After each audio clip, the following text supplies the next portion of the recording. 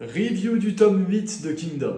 Le roi Sei raconte son passé et quel désastre. Alors là, on n'est pas sur une enfance, là, on est sur un traumatisme national. Rejeté parce qu'il vient de Kin, sa mère est détestée, doit vendre son corps, lui doit voler pour se nourrir et il se fait tabasser jusqu'à plus soif. Non, franchement, le cadre pour se développer, pas ouf. Genre j'étais premier degré énervé devant les pages en voyant les gens aussi ignobles avec lui. Mais au milieu de tout ça, il y a Shika. Et leur relation, elle est incroyablement touchante. Elle va tout faire pour le ramener à Kin, mais malheureusement la cavalerie débarque. Sei est finalement ramené à Kin, mais au détriment de Shika et de son équipe. Le dernier échange entre Shika et Sei, bouleversant. Non mais Shika c'est pas un personnage secondaire, c'est la boss finale de la loyauté et de la bienveillance. Je ne veux rien savoir. Et pendant que ce drame historique se termine, on retrouve Shin et Ten qui partent à la recherche d'une armure pour Shin. Sauf qu'absolument personne ne prend Shin au sérieux, le mec il est pris pour un figurant de taverne.